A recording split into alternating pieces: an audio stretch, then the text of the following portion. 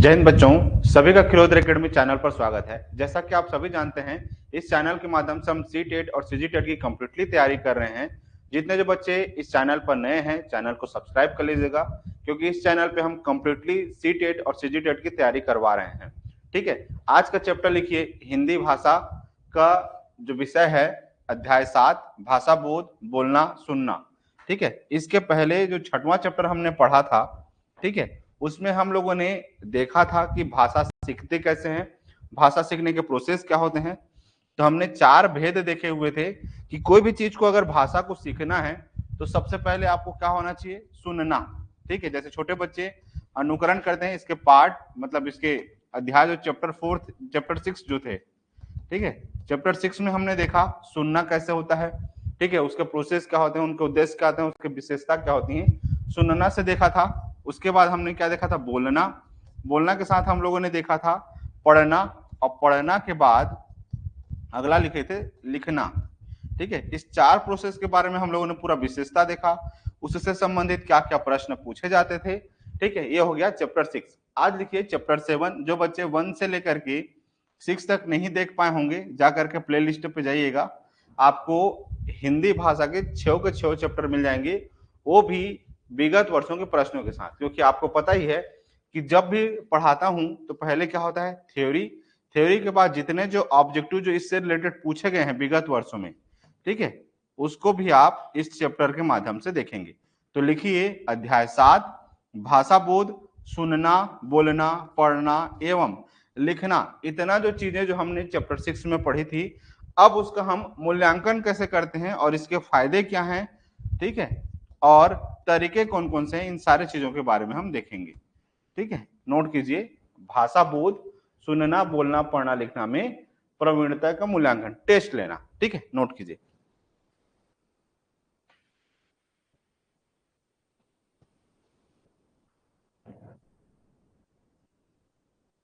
चलिए, हो गया क्या?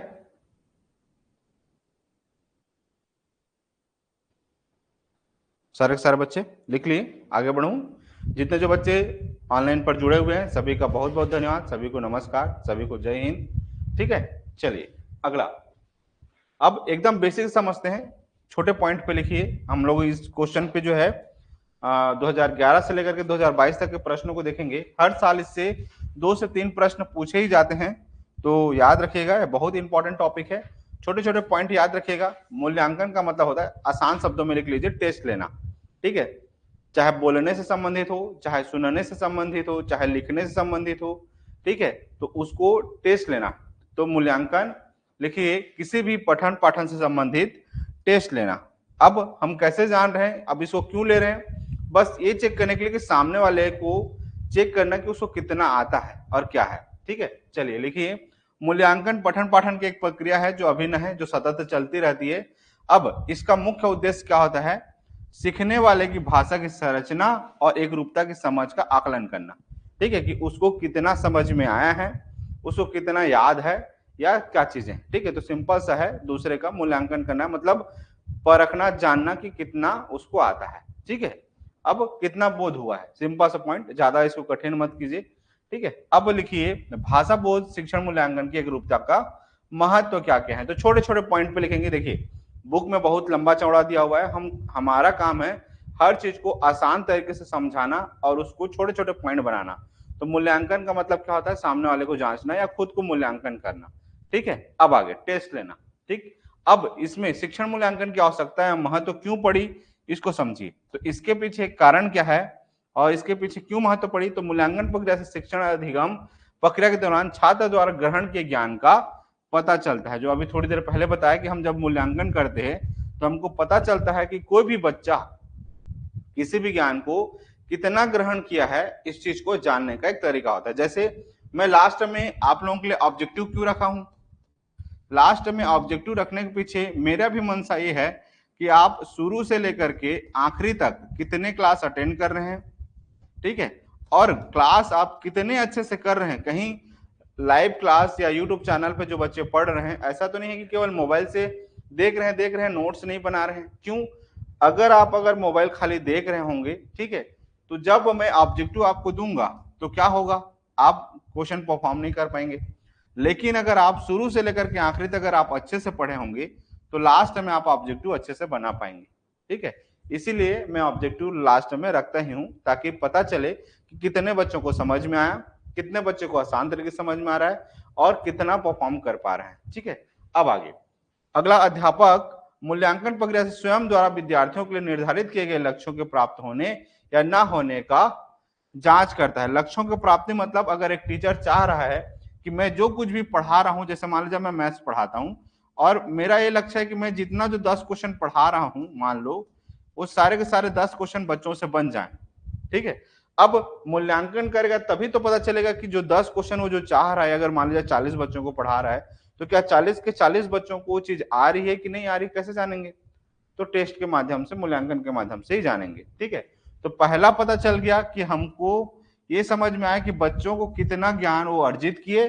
दूसरा ये जानना कि लक्ष्य कितना मिला। तो पहला पॉइंट क्या करना कि कितना ज्ञान ग्रहण हुआ, छोटा पॉइंट लिख लो, ज्ञान ग्रहण जानना, ज्ञान ग्रहण जानना। और दूसरा पॉइंट क्या लिख लोगे, लक्ष्य प्राप्त हुआ कि नहीं हुआ। जो भी आपने लक्ष्य देखा था, जो भी टारगेट आपने सेट किया था, वो आप अचीव कर पाए कि नहीं कर पाए, इसको देखना। ठीक है, तीसरा, मूल्यांकन प्रक्रिया द्वारा शिक्षक विद्यार्थियों को पढ़ाने के लिए अपनाए गए शिक्षण विधियों का मूल्यांकन कर सकता है। अब इसमें क्या होगा, खुद देखता है कि जो भी टीचिंग मेथड है, जो भी वो पढ़ा रहा है, पढ़ाने की जो विधि है, क्या उस सटीक है कि नहीं, पढ़ाने की विधि क्या कारगर है कि नहीं है। ठीक है, कारगर है कि नहीं है। जैसे मान लीजिए मैं आप लोगों को, जैसे अभी मैं पढ़ाता हूं पहले थ्योरी, थ्योरी के बाद ऑब्जेक्टिव कराता हूं, ऑब्जेक्टिव के बाद फिर आप एप्लीकेशन का जो डिस्क्रिप्शन पे जो लिंक दिए रहते हैं आप उससे जा करके टेस्ट दिलाते हैं। ठीक है, अब लगा कि इस मेथड में खराबी है कि पहले थ्योरी पढ़ाना, थ्योरी के एकदम आसान तरीके से पढ़ाना, छोटे छोटे पॉइंट से पढ़ाना, पढ़ाने के बाद फिर ऑब्जेक्टिव करवाना, ऑब्जेक्टिव के बाद फिर टेस्ट लेना। अगर ये मेथड में अगर लग रहा है कि बच्चों का क्या हो रहा है, विकास नहीं हो रहा है, तो फिर मुझे क्या करना पड़ेगा, इस मेथड को चेंज करना पड़ेगा। जैसे हम लोगों ने ऑब्जेक्टिव का 2 मेथड अप्लाई किया हुआ, एक क्वेश्चन के बाद तुरंत आंसर बताना, एक 15-20 क्वेश्चन के बाद फिर लास्ट में आंसर बताना, 2 मेथड है। अब दोनों में बच्चों को जो आसान लगता है हम उसी को इंप्लीमेंट करते हैं। जैसे मैंने शुरू के 2-3 वीडियो में पहले क्या किया, पहले क्वेश्चंस करवाए, उसके बाद तुरंत आंसर बताए। फिर अगले कुछ वीडियो में क्या किए, 10-15 क्वेश्चन दिए, उसके बाद फिर लास्ट में आंसर दिए। तो बच्चों को ये वाला मेथड सबसे ज्यादा पसंद आया, तो हम लोग अभी किसको कह रहे हैं, इसको इम्प्लीमेंट करें। अब इसको क्यों पसंद आया, वो बोलते हैं बच्चे की सर इसमें क्या होता है, तुरंत तुरंत आंसर पता चल जाता है। इसमें क्या होता है, लास्ट में जब आंसर पता चलता है तो हम खुद का मूल्यांकन कर पाते हैं कि हमको कितना नॉलेज हुआ, और इस वीडियो को हम दोबारा जब देखते हैं, ठीक है, तो हमारे लिए और मदद हो जाता है। ठीक है, तो इसीलिए एक कारगर हुआ। तो इसको बोलते हैं टेस्ट एंड ट्रायल। समझ में आ गया, टेस्ट करते हैं, ट्रायल देखते रहते हैं, देखते रहते हैं, जब कारगर हो जाता है हम उसी को इम्प्लीमेंट करते हैं। जैसे मैं मैथ्स पढ़ाता हूँ, आप जानते ही हैं, तो मैं शुरुआत एकदम बेसिक से करता हूँ, चाहता हूँ तो सीधा हाई लेवल पे जाता। जैसे अगर आप कॉलेज के बच्चे हैं तो सीधा कॉलेज के क्वेश्चन उठाना चाहिए ना, लेकिन मैं कॉलेज का क्वेश्चन नहीं उठाता हूँ। आप अक्सर देखते होंगे अगर मैं कॉलेज वाले बच्चों को भी पढ़ाता हूँ तो मैं क्लास कहाँ चला जाता हूँ, 6, 7, 8 वाले में चला जाता हूँ कि 6, 7, 8 के अगर बच्चे अगर पढ़ते हैं तो उस एकदम बेसिक से जाना। ठीक है, तो ये इसको बोलते हैं कि आप जो पढ़ाने की जो विधि कर रहे हैं, क्या सामने वाले को कितना आसान तरीके से समझ में आ रहा है, ये इसका आपका मेथड है। तो जब भी आप टीचर बनेंगे, ठीक है, तो इस सारे चीजों को देखिएगा कि सबसे पहले क्या कीजिएगा, जो भी आप पढ़ा रहे हैं बच्चे उसको कितना ग्रहण करें, आ रहे हैं और जा रहा वाला तो नहीं है कि आ गया वाला। ठीक है, दूसरा चीज क्या करेंगे, आप लक्ष्य बना लीजिए कि हाँ मुझे इतने बच्चों को इतना नंबर लेकर के आना है या इतना उनको नॉलेज करवाना है। देखिए, एक परसेंट लाना अलग मैटर होता है और एक ज्ञान देना अलग मैटर होता है, दोनों अलग अलग चीजें हैं। ठीक है, बहुत क्लासेस में क्या होते हैं, केवल नंबर लाने पर फोकस करते हैं, बहुत ज्यादा क्या करते हैं कि हाँ इसको नॉलेज हो। अब इसका क्या मतलब हुआ सर, दोनों तो एक ही बात हो गया, दोनों एक बात नहीं है। समझिए कैसे, मान लीजिए अगर आप एक चैप्टर पढ़ा रहे हैं और मुझे केवल नंबर लेकर के आना है, क्या लेकर के आना है, नंबर लेकर के आना है बच्चों का। ठीक है, तो अब मैं मान लीजिए मैं क्लास टीचर हूं या मुझे पढ़ाते पढ़ाते 10-20 साल हो गया और मुझे पता है एग्जाम्पल के लिए कि ये क्वेश्चन आएंगे, क्या ये क्वेश्चन पेपर में बोर्ड में आने वाले हैं, तो अब मुझे नंबर लेकर के आने हैं। तो क्या करूंगा, जो 10-15 जो इंपॉर्टेंट क्वेश्चन हैं जिसमें सारे बच्चों को मुझे पास करवाना है, उसी 10-15 क्वेश्चन को बार बार बार बार बार बार बार बार क्या कर दूंगा, रटवा दूंगा कि क्वेश्चन दे दिया, उसके आंसर को समझा दिया, क्वेश्चन दे दिया, आंसर समझा दिया, क्वेश्चन दे दिया, आंसर दे दिया, उसके बाद उसी को बार बार रटवा दिया। इसमें कहा जाएगा बच्चा पास हो जाएगा, रट लेगा। ठीक, अब ये हो गया नंबर लाने का मेथड। लेकिन इसी को अगर आपको कॉन्सेप्ट अगर करना है तो मैं क्या करूंगा कि अगर मुझे बच्चे का कॉन्सेप्ट बहुत बेहतरीन करना है तो पहले क्या करूंगा, पूरे चैप्टर को पढ़ाऊंगा। अगर हिंदी है तो पूरे चैप्टर को पढ़ाने के बाद, उसके एक एक मीनिंग को समझाने के बाद, एक एक अर्थ को बताने के बाद, पूरे सारांश लिखवाने के बाद फिर उसके क्वेश्चन आंसर बच्चों से लिखवाता। ठीक है, बच्चे नहीं लिख पाते तो फिर मैं बताता, तो उससे क्या हो जाता, बच्चे पूरे जान पाते। इसी को जैसे मैथ्स है, मैथ्स कम करता तो पूरा पहले क्या करता, एकदम बेसिक कॉन्सेप्ट समझाता कि पहले बेसिक कॉन्सेप्ट क्या होता है, बनता कैसे है। ठीक है, उसके बाद तो फिर क्वेश्चन आंसर करवाता। ठीक है, तो इस तरीके से मेथड होते हैं नंबर लाना और बच्चों का कॉन्सेप्ट बिल्डअप कराना। इसीलिए बहुत सारे बच्चे आजकल जो पेरेंट्स होते हैं, भले नवोदय या सैनिक में नहीं भेजते हैं, बट वो लोग कहते हैं कि सर आप इनका कॉन्सेप्ट क्लियर कर दीजिए, इनका बेस मजबूत कर दीजिए। ठीक है, इसीलिए तो हम लोगों ने कल क्या एक कोर्स लॉन्च किया कि जो मैथ्स में जीरो है उसको भी बनाएंगे हीरो। ठीक है, तो कल का क्लास, ठीक है, जो मैथ्स में है जीरो वाला क्लास तो आप लोगों ने किया होगा और उसको जाकर के देखिएगा। ठीक है, अब आगे नेक्स्ट पॉइंट। अब मूल्यांकन प्रक्रिया द्वारा शिक्षक विद्यार्थी को पढ़ाने की अपनाई गई शिक्षण विधियों का मूल्यांकन करता है। तो 3 पॉइंट लिख लिए। पहला क्या बनाना, सबसे पहले आपने क्या देखा कि कितना ज्ञान ग्रहण कर रहा है, दूसरा लक्ष्य, और तीसरा जो मेथड जो अपना रहे हैं वो कारगर है कि नहीं है। ठीक है, अगला पॉइंट देखिए, मूल्यांकन प्रक्रिया द्वारा अध्यापक विद्यार्थियों की बुद्धि लब्धि का उपलब्ध क्या मूल्यांकन करता है। तो लिख लीजिए बुद्धि लब्धि। ठीक है, अगला नेक्स्ट पॉइंट, सतत मूल्यांकन से विद्यार्थी की प्रगति की सीमा तथा स्तर के निर्धारण की नियमित सहायता होती है कि बच्चे जो है इनकी सीमा कितनी है, ये कितने स्तर के बच्चे हैं। ठीक है, छोटे लेवल के हैं कि बड़े लेवल के हैं। जैसे आप लोग अचानक जैसे फर्स्ट टाइम आए, जितने जो बच्चे ऑफलाइन हैं, मैं आप लोगों को डायरेक्ट चैप्टर चालू किया क्या, नहीं, मैं पहले शुरुआत क्या किया, मैंने आप लोगों का टेस्ट लिया। टेस्ट लेने के बाद आपका स्तर समझ में आ गया कि अब इनको मुझे कैसे पढ़ाना। अब ऑनलाइन वाले बच्चों को तो डायरेक्ट पढ़ा देते हैं क्योंकि आमने सामने है नहीं, लेकिन जो बच्चे ऑफलाइन आते हैं पहले मैं टेस्ट लेता हूँ, जानता हूँ, समझता हूँ कि हाँ इनको क्या प्रॉब्लम है। ठीक है, तो उसके बाद प्रॉब्लम के अनुसार तो सॉल्यूशन देगा। तो जैसे मुझे आप लोगों का प्रॉब्लम एड्रेस हुआ, जैसे मुझे प्रॉब्लम आपका समझ में आया, उस हिसाब से फिर मैंने चैप्टर चालू किया। ठीक है, चलिए अगला। अब सतत मूल्यांकन से विद्यार्थियों की कमजोरियों का निदान किया जा सकता है। ठीक है, जब आप मूल्यांकन देखते हैं, ठीक है, तो मूल्यांकन से ही पता चलता है कि गलती टीचर की है, ठीक है, कि बच्चे की है, दोनों का पता चलता है। और साथ ही साथ ये भी पता चलता है कि इसमें पालकों का भी गलती है कि क्या है। समझ में आ गया, तो तीनों की गलतियां पता चलती हैं किससे, मूल्यांकन से। और यही मूल्यांकन से फिर आगे देखिए, नंबर कम आ जाना ये बड़ी बात नहीं है, उसके प्रॉब्लम सॉल्व न होना ये सबसे बड़ा प्रॉब्लम है। समझ में आ गया, अगर आपके भाई बहन का अगर नंबर स्कूलों में कम आ जाता है, घबराइए मत, उस प्रॉब्लम को सॉल्व कीजिए कि अगली बार अब उसको कैसे हमको दूर करना है। क्योंकि आप टीचर बनने जा रहे हैं तो शुरुआत से अपने आप को मेंटली सेट कर लीजिए कि आप टीचर बनने जा रहे हैं तो टीचर के जैसा बिहेवियर रखिए। ठीक है, अब आपका जीवन बहुत जो है, मैं पहले ही बता चुका हूँ, जिम्मेदारी भरा है। तो अब आपका जो रहना सहना सारा चीज, एवरीथिंग, रहन सहन एक टीचर के जैसा ही होना चाहिए। ठीक है, अब आगे नेक्स्ट अगला पॉइंट, यहां तक समझ में आ गया। अब मूल्यांकन के उद्देश्य, ठीक है, उसी पॉइंट को दूसरे तरीके से कहा गया है। ठीक है, तो छोटे छोटे पॉइंट लिख लीजिए, उसी का उद्देश्य क्या है। तो सिंपल सा हमारा उद्देश्य क्या है, जो चीज छूट जा रहा था, जो हमारा जो लक्ष्य प्राप्त नहीं हो पा रहा था, जो मेथड पूरा नहीं हो पा रहा था, अब हमारा उद्देश्य क्या होगा, उसको पूरा करना। ठीक है, तो क्या, विद्यार्थियों की भाषाई कौशल की प्रगति का आकलन करना, मतलब वो कितना चीज अर्जित कर पा रहा है कि नहीं कर पा रहा है, उसको आकलन करना। इतना समझ में आ गया। अब विद्यार्थियों का सतत मूल्यांकन करके भाषा शिक्षण में आने वाली कठिनाई को दूर करना, मतलब पहला हमको क्या करना है, उनको प्रोग्रेस लेकर के आना है। प्रोग्रेस मतलब उनका प्रगति करना है। पहला पॉइंट क्या, प्रगति करना। ठीक है, दूसरा जो भी प्रॉब्लम है उसको दूर करना। क्या करना, प्रॉब्लम को दूर करना मतलब समस्या को दूर करना। ठीक है, जो भी उनको समस्याएं आ रही हैं, समस्या को क्या करना, दूर करना। इतना समझ में आ गया क्या, सारे के सारे बच्चे बताते चलेगा। कोई सा भी पॉइंट अगर आपको कठिन लगेगा या समझ में नहीं आएगा तो तुरंत मैसेज कीजिएगा कि सर ये पॉइंट को दोबारा समझा दीजिए, ये वाला थोड़ा समझ में नहीं आया। ठीक है, इधर ऑनलाइन वाले बच्चे सारे के सारे जुड़े हुए हैं। ठीक है, इन लोगों का देख लेता हूं, अगर कहीं पर भी अगर सवाल होगा तो। वैसे ये बच्चे तो होशियार हैं, ठीक है, एप्लीकेशन वाले बता ही देते हैं कि सर ये पॉइंट समझ में नहीं आया, बट फिर भी आप लोग जो भी यूट्यूब चैनल वाले बच्चे हैं वो लोग भी एकदम ऐसा समझिए, ऐसा पढ़िएगा कि आप आमने जस्ट बैठे हुए हैं, ठीक है, ऑफलाइन क्लास पे, ठीक है, क्योंकि मेरे यहाँ ऐसा नहीं है कि अगर आप ऑनलाइन बैठे हुए हैं या ऑफलाइन बैठे हुए हैं तो आप दोनों से भेदभाव करेंगे, ऐसा कहीं नहीं है।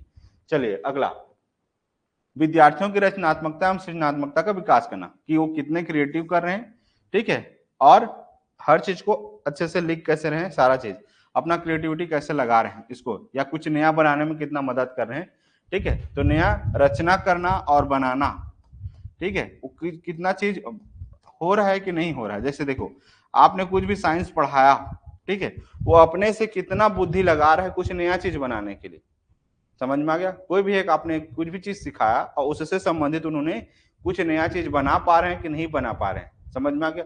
एक बोलता है ना कि रट्टा मारना और उस ज्ञान से कुछ नया बनाना, तो दोनों आपके जब टीचर बनेंगे तो हमेशा किताबी कीड़ा बच्चों को नहीं बनाइए, क्योंकि आजकल किताबी कीड़ा से कुछ नहीं होने वाला है, जीवन हमेशा स्किल पर चलती है। तो आप जब भी पढ़ाएंगे भले ही 2 बच्चों को अच्छे से करिए, भले कम बच्चों को पढ़ाइए, लेकिन उसको उस लायक बना दीजिए। मैंने पहले भी बताया कि ये जो फील्ड है जिम्मेदारी भरा है, तो इसीलिए जब भी हमेशा किसी भी बच्चे को पढ़ाइए अपना बच्चा समझ के पढ़ाइए, ठीक है, और पढ़ाइएगा जब आप टीचर में जाएंगे, क्योंकि आपका माइंड सेट ही तय करेगा कि आप अच्छे टीचर बनेंगे कि नहीं। देखिए जॉब लगना बड़ी बात नहीं है, जॉब आपका लग ही जाएगा, बात है बाद में आपको कितना सम्मान मिलता है, ठीक है, और कितना अपमान मिलता है, डिपेंड करता है कि आपका माइंडसेट क्या है, आप लोगों के साथ कैसा बिहेवियर करते हैं, ठीक है। चलिए अगला नेक्स्ट पॉइंट, छात्रों की योग्यताओं, कुशलताओं, रुचियों आदि का पता लगाना एवं उनके अनुसार शिक्षण विधि को अपनाना।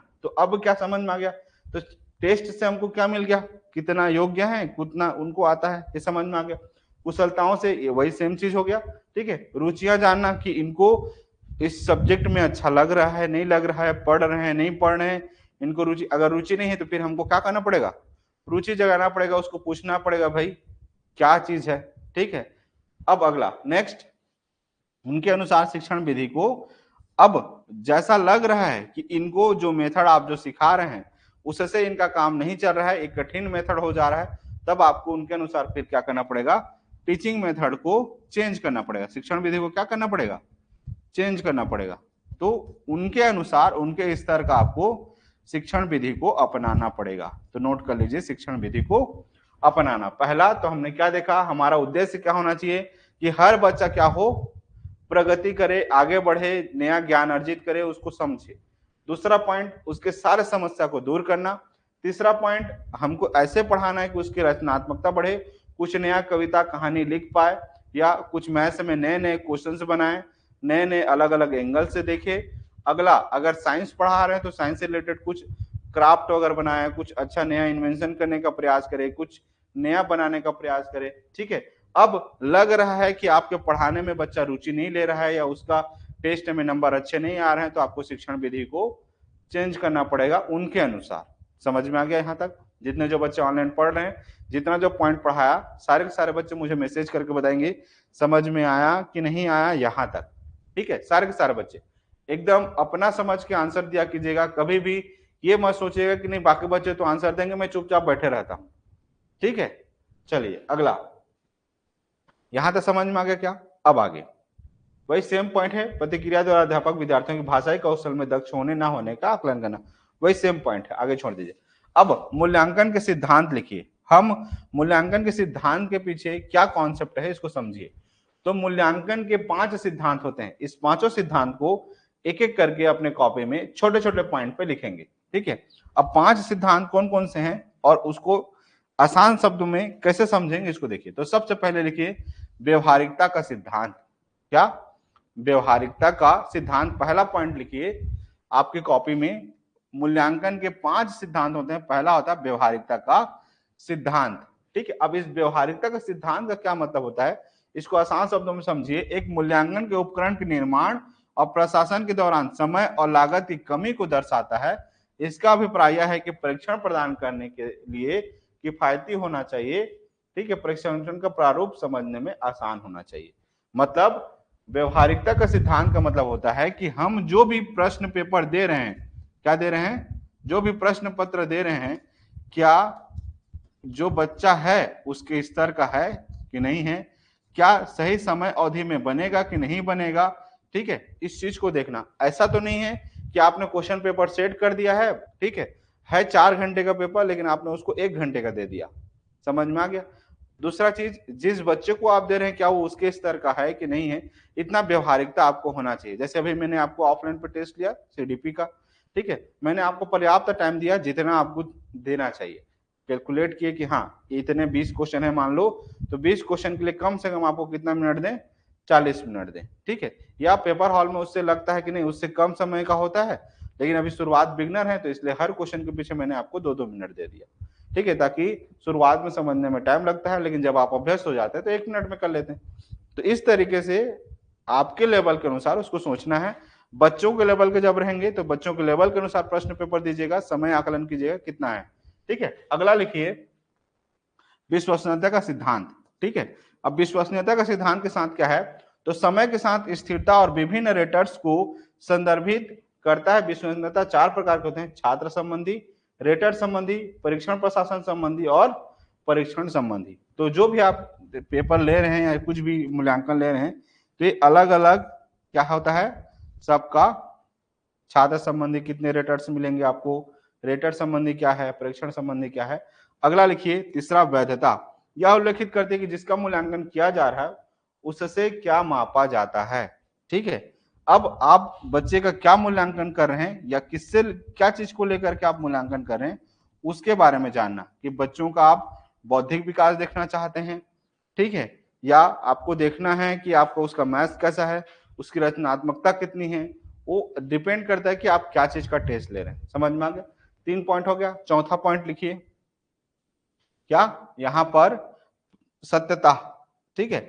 तो मूल्यांकन तब प्रमाणित होता है जब इसे प्रासंगिक बनाया जाता है, इसमें प्राकृतिक भाषा, प्रासंगिक और रुचिकर विषय होता है जो वास्तविक अनुभवों को दर्शाता है, ठीक है। तो आपका जो भी क्वेश्चन पेपर होंगे या जो भी मूल्यांकन होंगे इस चीज का सत्यता होना चाहिए, ठीक है।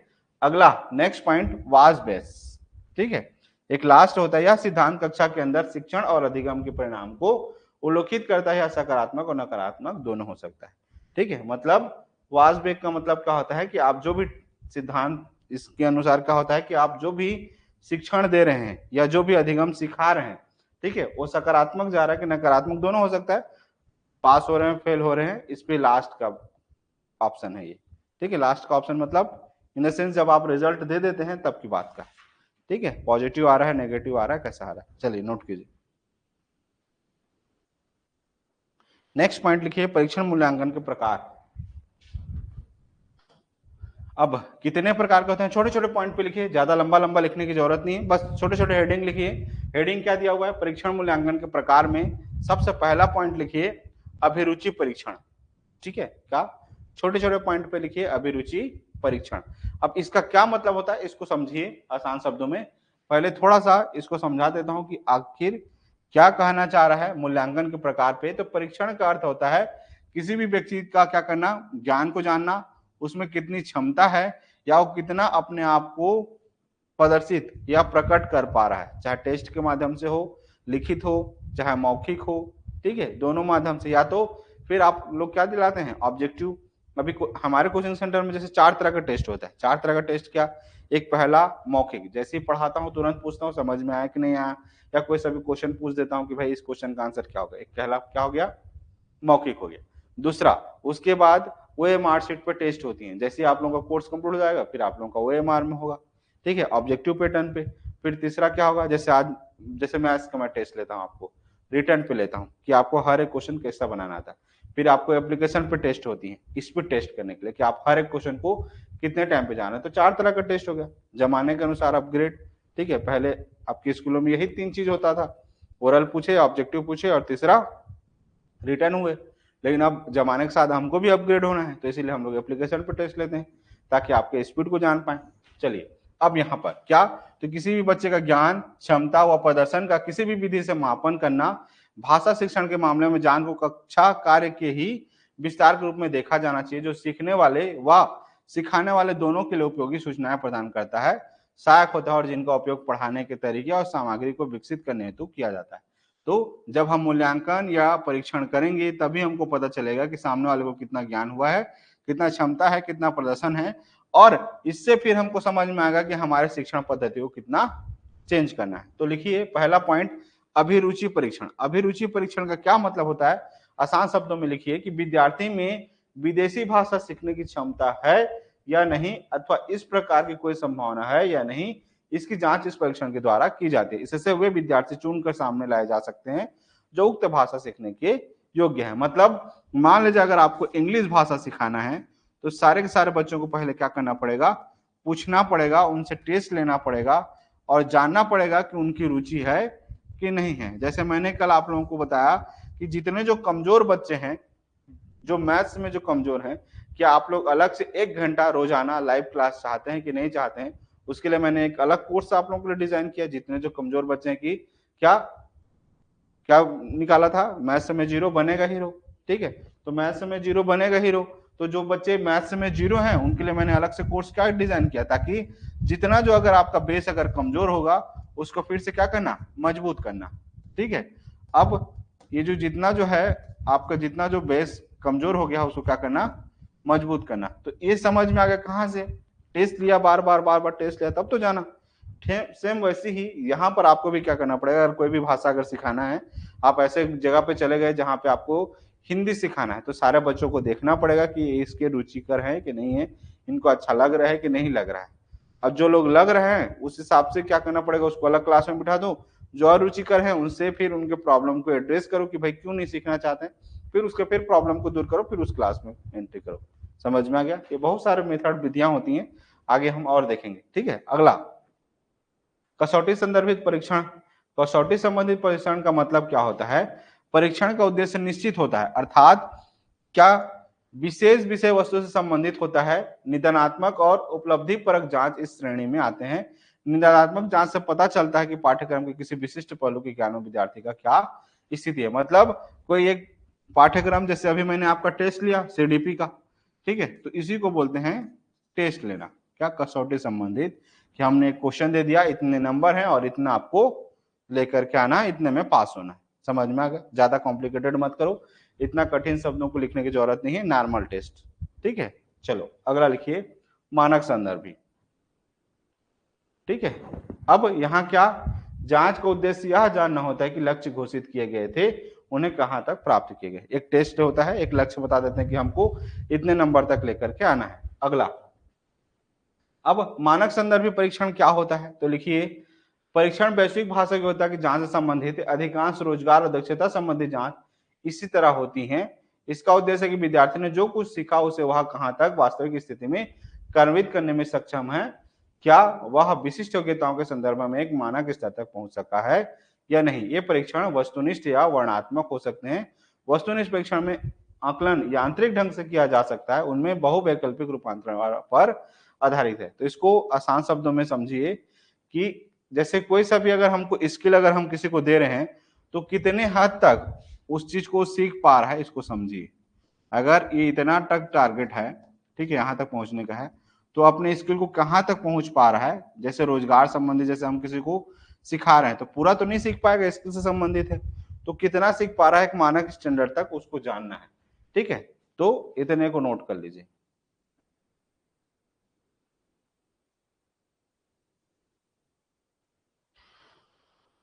हो गया, लिख लिए।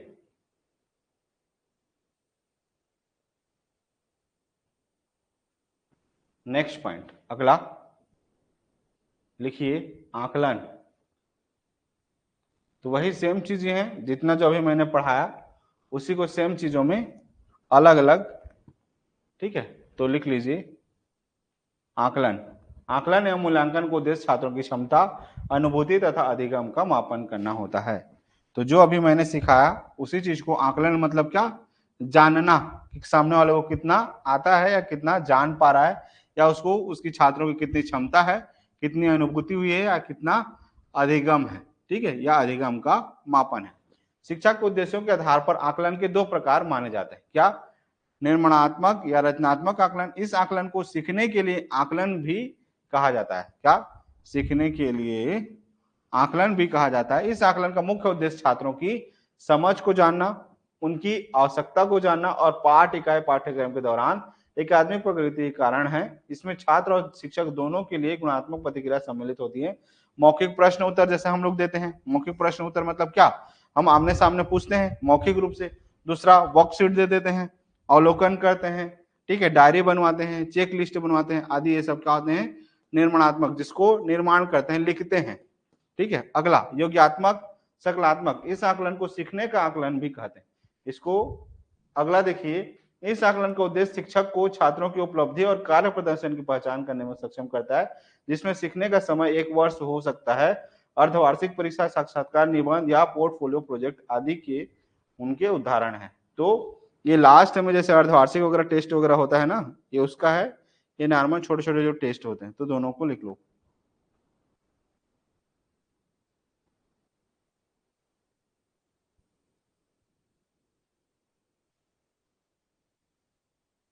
ठीक है, नेक्स्ट पॉइंट, अगला पॉइंट लिखिए, छोटे छोटे और पॉइंट पे। परीक्षण तैयार करना, ठीक है, कोई सा भी अगर टेस्ट अगर आप तैयार कर रहे हैं, ठीक है, तो उसको कैसे कैसे आप तैयार करेंगे। तो लिखिए, कोई भी परीक्षण तैयार करने की प्रक्रिया यहाँ तक एक कक्षा भीतर की भी मुख्यतः 3 चरणों में संपादित होती है। पहला, अभिकल्प। अभिकल्प तैयार करने की अवस्था में प्रश्नों का विवरण, पहचान और चुनाव सम्मिलित होता है। तो लिखिए, क्या विवरण तैयार करना कि आप उस टेस्ट पे क्या क्या दे रहे हैं, ठीक है, कितने क्वेश्चंस हैं, कितने नंबर हैं, उसका विवरण तैयार कर लेना। ठीक है, पहचान और चुनाव, ठीक है, ये होता है अभिकल्प पे। दूसरा, संचालन। संचालन मतलब ऑपरेशन की अवस्था में परीक्षण में प्रयुक्त किए जाने वाले विविध कार्यों की विशेष विवरण तैयार किए जाते हैं। साथ ही एक खाका भी तैयार किया जाता है, जो कि यह बताता है कि वास्तविक परीक्षण का रूप देने के लिए जांच कैसे की जाएगी। इसमें वास्तविक परीक्षा संबंधी कार्य, लिखित अनुदेश और आकलन की कार्य विधि की सम्मिलित किए जाते हैं। मतलब उसका क्या करना, फिर से क्या करना, तो यहाँ पे छोटे पॉइंट लिख लो, उससे संबंधित कार्य, लिखित अनुदेश और आकलन की कार्यविधि को सम्मिलित की जाती है। ठीक है, लास्ट क्या होता है, परीक्षण का प्रशासन। कार्यान्वयन की अवस्था में परीक्षण लिया जाता है कि सूचनाएं एकत्र की जाती है तथा अंकों का विश्लेषण किया जाता है। तो लिख लीजिए, अंकों का विश्लेषण, कितना नंबर पाया, लास्ट में हम उसको क्या करेंगे, चेक करेंगे। तो पहला हो गया टेस्ट पेपर बनाना, उसको फिर क्रियान्वयन करना और फिर लास्ट में उसका अंक निर्धारित करना। सिंपल सी बात। पहला पॉइंट क्या समझो, पेपर बनाना, आसान शब्दों में पेपर बनाना, फिर पेपर लेना, ठीक है, और पेपर को चेक करना और उसका अंक लेना, पेपर अंक निकालना। ठीक है, इतना समझ में आ गया, आसान शब्दों में, ज्यादा कठिन मत करो। ठीक है, पेपर बनाना, पेपर लेना और पेपर अंक निकालना। ठीक है, चलिए अगला पॉइंट।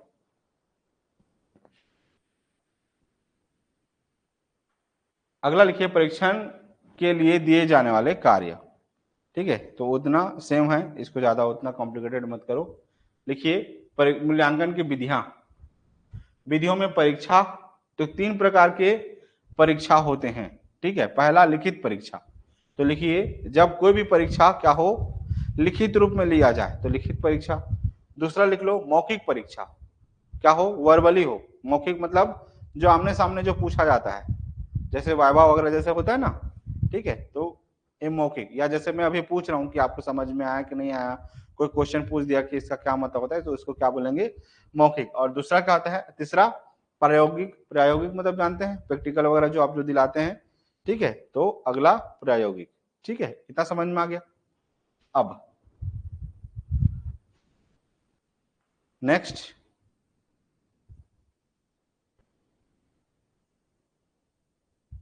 सेम वही सेम पॉइंट को घुमा दिया है कि क्या करना, मूल्यांकन की विशेषता क्या होती है, तो यथार्थवादी, बस कितना याद है, क्या है, कैसे है, विश्वसनीयता है, जांच सुगमता है, वही सेम पॉइंट है, उसको बार बार लिखने की जरूरत नहीं है। ठीक है, उसके बाद भाषाई कौशलों का मूल्यांकन पार्ट 6 में पढ़ चुके हैं, तो इसको छोड़ दो, इसका कोई काम का नहीं है। ठीक है, अब जितने जो बच्चे ऑनलाइन पढ़ रहे हैं, लिखिए विगत वर्षों में पूछे गए प्रश्न।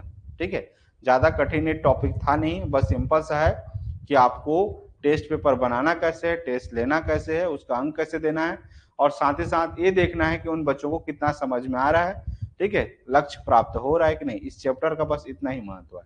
और ज्यादा कॉम्प्लिकेटेड मत कीजिए, सिंपल क्या दिमाग पे रखिए कि आप जो कुछ भी सिखाना चाह रहे हैं, जैसे सुनने से संबंधित हो गया, बोलने से संबंधित हो गया, लिखने से संबंधित हो गया, पढ़ने से संबंधित हो गया, ये जो चार जो हैं भाषा बोध के, उस चारों जो हैं क्या, सुनना, बोलना, पढ़ना और लिखना, ठीक है, तो चार चीजें, ठीक है। अब इस चार चीजों को आपको कैसे टेस्ट लेना है, ठीक है, क्या बच्चे कितना समझ पा रहे हैं कि नहीं समझ पा रहे हैं, कितने दक्ष हो पा रहे हैं कि नहीं हो रहे हैं, उसका फिर टेस्ट लेना। टेस्ट के बाद देखना कि आपको कितना रिजल्ट आ रहा है कि नहीं आ रहा है। जब लगता है कि रिजल्ट नहीं आ रहा है तो फिर आपको मेथड को चेंज करना। बस इस पूरे चैप्टर का यही सार है। समझ में आ गया पूरा सार? क्या समझ में आ गया? क्या करना है इस पूरे चैप्टर से? क्या समझ में आया?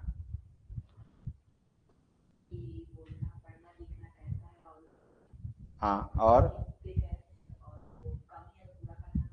ठीक है, तो ये हो गया मौखिक टेस्ट। अब इसी को अगर मुझे लिखित लेना हो तो मैं आपको क्वेश्चन दूंगा, ठीक है, और उसके बाद प्रायोगिक से संबंधित जो भी आप प्रैक्टिकल वगैरह करते हैं, ठीक है, कुछ भी प्रयोग करते हैं उससे संबंधित। चलिए क्वेश्चन लिखिए आपके स्क्रीन पर, लास्ट में मैं आंसर बताऊंगा, ठीक है, तब तक क्वेश्चन का आंसर लिखते चलिए। पाठ पढ़कर बच्चों से प्रश्न बनवाने से क्या, पाठ को मैंने पढ़ा, पढ़ने के बाद उसको क्या करना, बच्चों से प्रश्न बनवाने से इस बात का पता चलता है कि बच्चे प्रश्नवाचक शब्दों से परिचित हैं या नहीं।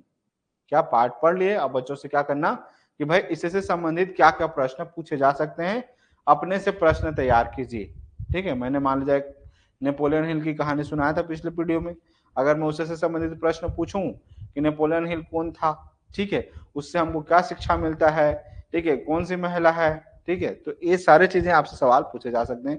जैसे मैंने बाज वाला कहानी सुनाया था, ठीक है, बाज और बदक का, ठीक है, तो हाथी वाला कहानी सुनाया था। तो पाठ पढ़कर बच्चों से प्रश्न बनवाने से इस बात को पता चलता है कि बच्चे प्रश्नवाचक शब्दों से परिचित हैं या नहीं है। शिक्षक को यह जानने का अवसर मिलता है कि बच्चों ने पाठ को कितनी गहराई से समझा। कक्षा कार्य की अच्छी युक्ति पूरी होती है, प्रश्न बनाने की आदत का विकास होता है। तो बताइए इसका आंसर क्या होगा?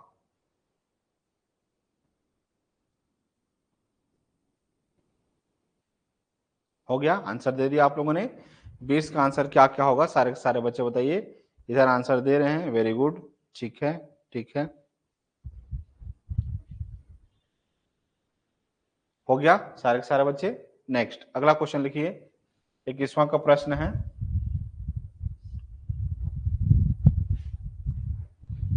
प्रश्न कह रहा है माधुरी पढ़ते समय कभी कभी वाक्यों शब्दों की पुनरावृत्ति करती है, इसका यह भाषाई व्यवहार दर्शाता है कि।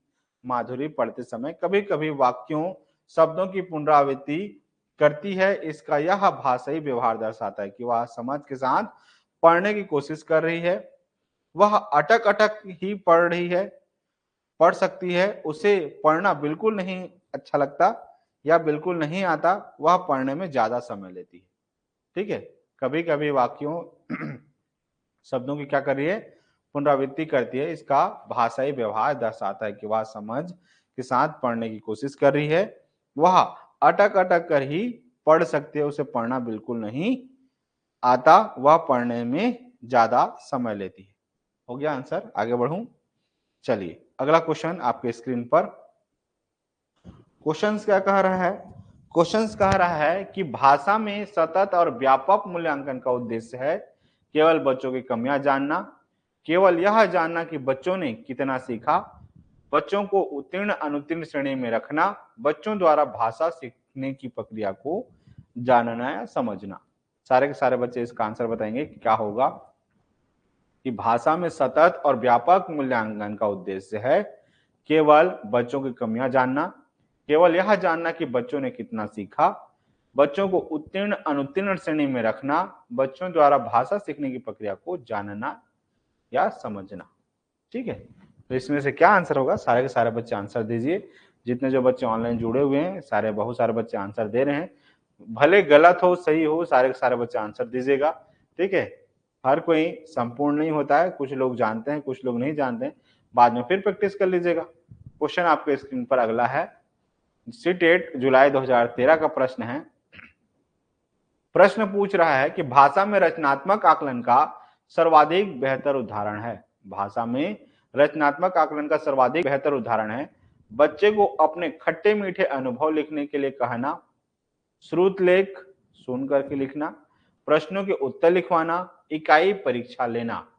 तो इसके आंसर क्या होंगे सारे के सारे बच्चे बताइए कि भाषा में रचनात्मक आकलन का सर्वाधिक बेहतर उदाहरण है बच्चे को अपने खट्टे मीठे अनुभव लिखने के लिए कहना, श्रुत लेख लिखना, प्रश्नों के उत्तर लिखवाना, इकाई परीक्षा लेना। हो गया, सारे के सारे बच्चों ने आंसर लिख लिया। अब क्वेश्चन नंबर 24 देखिए आपके स्क्रीन पर। क्वेश्चन क्या कह रहा है?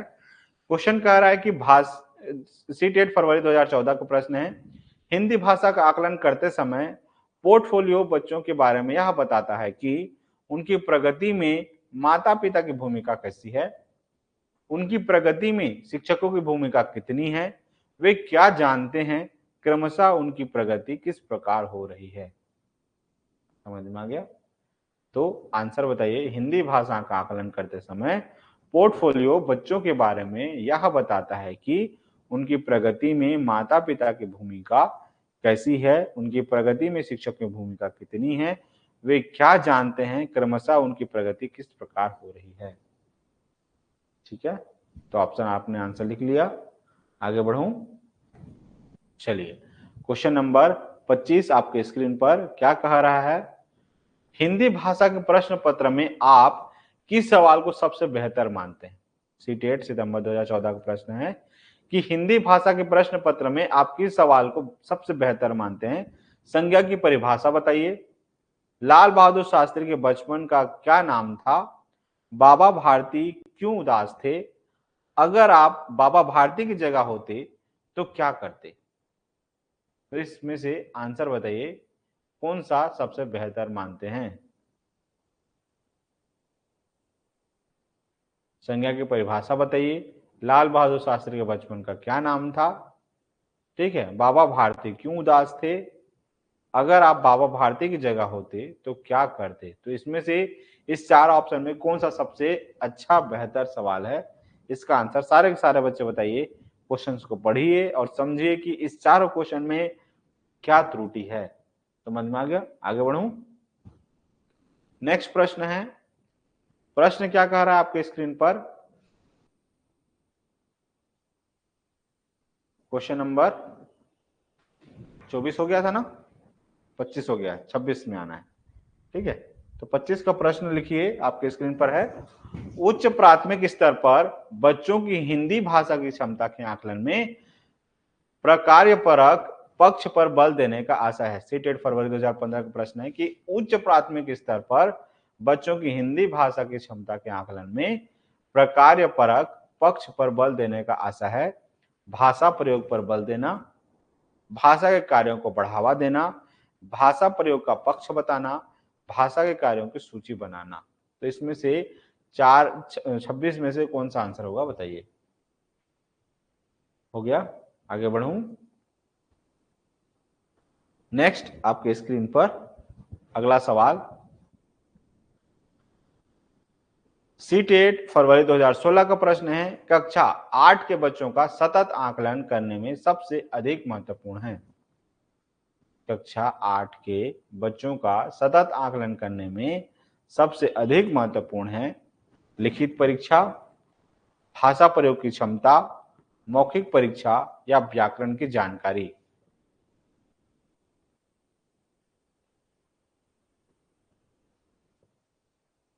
हो गया, आगे बढ़ूं, अब नेक्स्ट प्रश्न है 28वां का। ठीक है,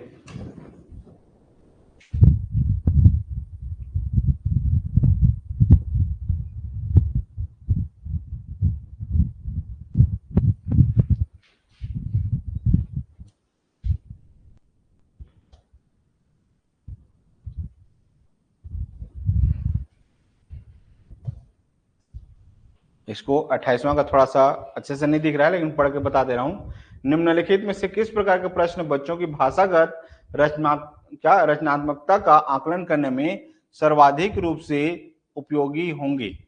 या मुक्त अंत वाले प्रश्न, बहुविकल्पिक प्रश्न, एक शब्द में उत्तर देने वाले प्रश्न, सही क्या सही कथन पर निशान लगाओ वाले प्रश्न।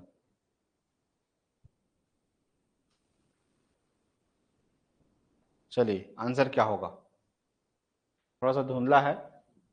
मुक्त अंत वाले प्रश्न, बहुविकल्पिक प्रश्न, एक शब्द में उत्तर वाले प्रश्न, सही कथन पर निशान लगाओ वाले प्रश्न। चलिए हो गया, आगे बढ़ूं। नेक्स्ट, अब 29वां प्रश्न, आपकी दृष्टि में अभ्यास बच्चों को तार्किक बनाते हैं, बच्चों को भाषा के बारे में बताते हैं, बच्चों को उत्तर देना सिखाते हैं, पाठ को समझने में सहायता करते हैं। इसमें क्या आंसर होगा बताइए। आपकी दृष्टि में अभ्यास बच्चों को तार्किक बनाते हैं, बच्चों को भाषा के बारे में बताते हैं, बच्चों को उत्तर देना सिखाते हैं, पाठ को समझने में सहायता करते हैं। हो गया, आगे बढ़ूं।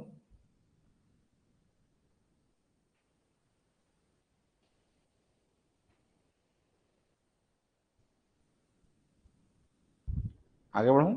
नेक्स्ट, उच्च प्राथमिक स्तर पर बच्चों के भाषाई आकलन की दृष्टि से सबसे महत्वपूर्ण प्रश्न है, नीलकंठ की नित्य क्या भंगिका को अपने शब्द चित्र में प्रस्तुत कीजिए। मोर मोरनी के नाम किस आधार पर रखे गए हैं। बसंत ऋतु में नीलकंठ के लिए जाली घर में बंद रहना असहनीय क्यों हो जाता था। लेखिका को नीलकंठ की कौन कौन सी चेष्टाएं बहुत भाती थी। तो इस चारों में आंसर क्या होगा बताइए।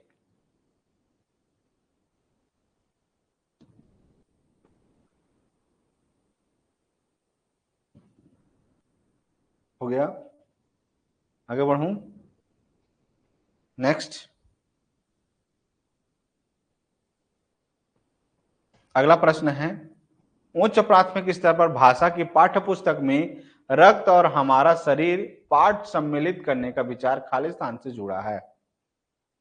क्या उच्च प्राथमिक स्तर पर भाषा की पाठ्य पुस्तक में रक्त और हमारा शरीर पाठ सम्मिलित करने का विचार खालिस्तान से जुड़ा है।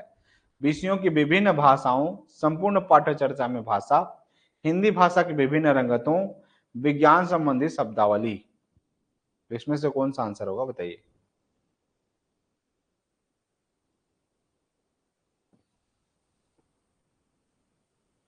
ठीक है, आगे बढ़ूं। नेक्स्ट,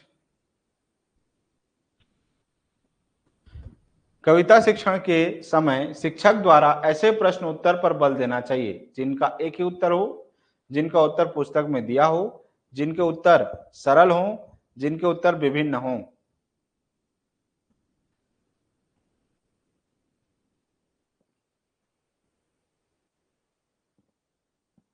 ठीक है, आगे बढ़ूं।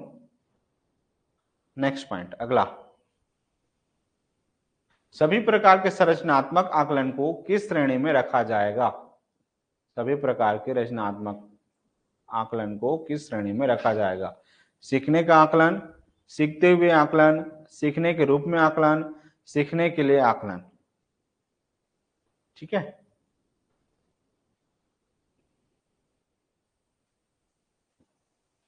हो गया। लास्ट, विद्यार्थियों के काम के उद्देश्यपूर्ण संग्रह जो एक और अधिक क्षेत्रों में विद्यार्थियों के प्रयासों, प्रगति और उपलब्धि को प्रदर्शित करता है, क्या कहलाता है। ठीक है, उपाख्यानात्मक रिकॉर्ड, ठीक है, पोर्टफोलियो, रूबरिक या परियोजना। हो गया, आगे बढ़ूं। नेक्स्ट, लिख लिए, समझ में आ गया। अगला,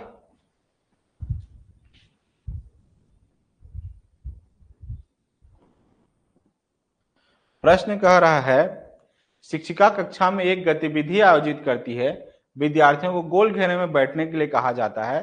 वह कहानी शुरू करती है, एक बार राजस्थान के छोटे से शहर में एक बहादुर लड़की थी। क्वेश्चन क्या कह रहे हैं कि एक शिक्षक क्या थी, वो जो है कक्षा में एक गतिविधि आयोजित करती है और सबके सब क्या है, एक सर्कल पर बैठे हुए हैं, गोल घेरे पे बैठे हुए हैं और वह कहानी शुरू करती है कि एक बार राजस्थान के छोटे से शहर में एक बहादुर लड़की थी। एक बार राजस्थान के छोटे से शहर में एक बहादुर लड़की थी, उसका नाम रिया था। गोल दायरे में बैठे प्रत्येक विद्यार्थी से एक एक कर सार्थक वाक्य बोलकर कहानी पूरा करने के लिए कहा जाता है। यह गतिविधि किसका उदाहरण है? मतलब उससे संबंधित क्या करवाना, उस कहानी को पूरा करवाना। ठीक है, एक बहादुर लड़की थी तो उससे संबंधित क्या क्या वाक्य हो सकता है? तो विषय वस्तु आधारित भाषा शिक्षण, संज्ञानात्मक एकात्मिक भाषा प्रवीणता, बुनियादी अंत व्यक्तित्व संप्रेषण व्यवस्था, विषय वस्तु एकीकृत भाषा अधिगम। क्या होगा इसका आंसर बताइए।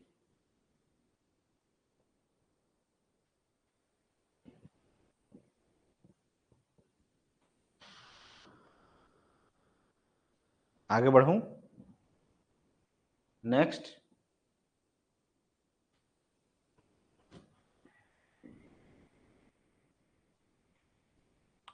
विद्यार्थियों के लेखन के संरचनात्मक मूल्यांकन में क्या होना आवश्यक है? यांत्रिक त्रुटियों को पेंसिल या पेन के द्वारा चिन्हित किया जाना चाहिए। विद्यार्थी द्वारा संकेतों के उपयुक्त अर्थ प्रतिपादन करने तथा प्राप्त उद्देश्य के सोपान पर टिप्पणी करनी चाहिए। लेखन प्रक्रिया में उत्पादित सभी सामग्रियों में विद्यार्थी की भागीदारी होनी चाहिए। ठीक है, और लास्ट क्या है? विषय वस्तु यांत्रिक वर्तनी तथा प्रयोग के लिए ध्यान पूर्वक पठन होना चाहिए। तो इसका आंसर क्या होगा? सारे के सारे बच्चे बताइए।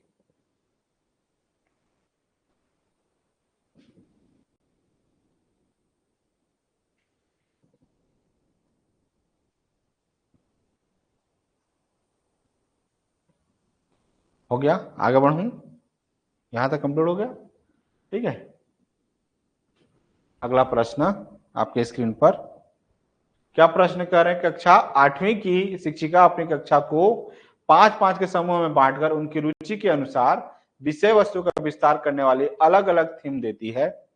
समूहों को उससे संबंधित विचारों तथा सूचना को एकत्रित करने, लोगों का साक्षात्कार लेने तथा उसे समझकर रिपोर्ट लिखने के लिए कहा गया। विद्यार्थियों को संकलन करने वाली इस गतिविधि को क्या कहेंगे? सीटेट जनवरी 2022 का प्रश्न है। परियोजना कार्य, प्रदत्त कार्य, समूह कार्य या पोर्टफोलियो कार्य। तो इस 37 में से क्या आंसर होगा बताइए। हो गया? कक्षा 8वीं की शिक्षिका अपनी कक्षा को 5-5 के समूह में बांटकर उनकी रुचि के अनुसार विषय वस्तु का विस्तार करने वाली अलग अलग थीम देती है। समूहों को उससे संबंधित विचारों तथा सूचना को एकत्रित करने, लोगों का साक्षात्कार लेने तथा उसे समझकर रिपोर्ट लिखने के लिए कहा गया। विद्यार्थियों को संलग्न करने वाली इस गतिविधि को क्या कहेंगे? परियोजना कार्य, प्रदत्त कार्य, समूह कार्य या पोर्टफोलियो कार्य। क्या होगा आंसर बताइए। हो गया? आगे बढ़ूं? अब लिखिए 38वां प्रश्न का आंसर। निम्नलिखित में से कौन सा परीक्षण स्वाभाविक रूप से भाषा कौशलों को मापता है और जिसमें पूर्ण तार्किक स्पष्टीकरण की आवश्यकता होती है? पवन अवबोधन, व्यक्तिनिष्ठ, वस्तुनिष्ठ या बहुविकल्पिक प्रश्न। तो इसमें से चारों का आंसर क्या होगा?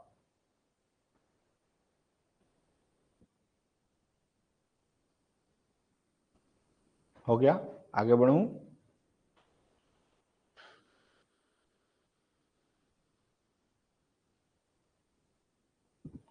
लिख लिए? आंसर लिख लिए सबके सब?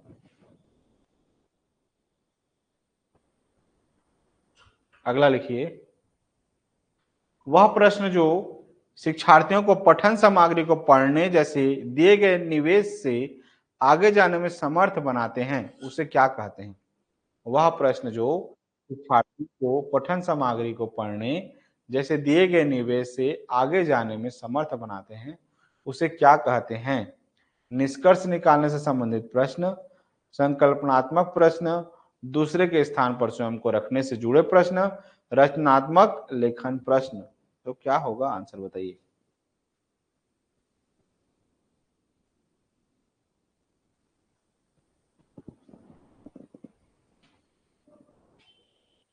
ठीक है, हो गया? अब आंसर लिखिए। हमने कहां से स्टार्ट किया? क्वेश्चन नंबर 20 से। तो सारे के सारे बच्चों का आंसर चेक करते हैं, कितना आंसर सही है कितना गलत है।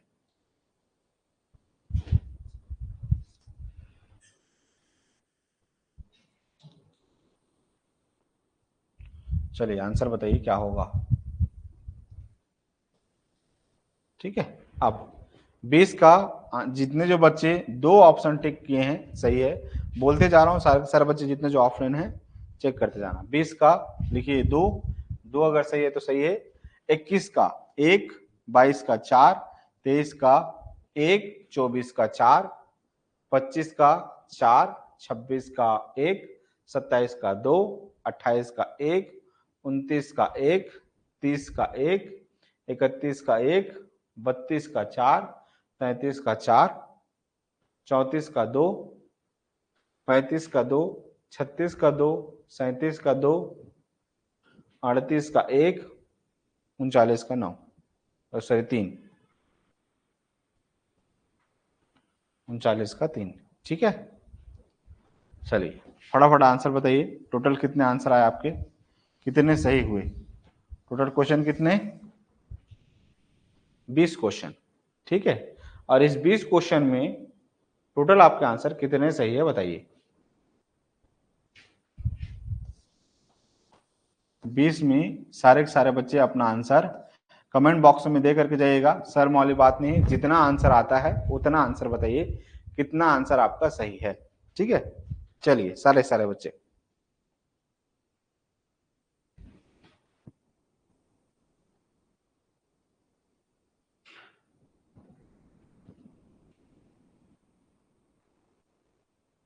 ठीक है, प्रिया वगैरह का है सबका 10 11।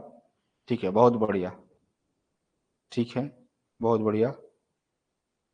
ठीक है, 12 13। चलिए बहुत बढ़िया। 12 10 6 13 12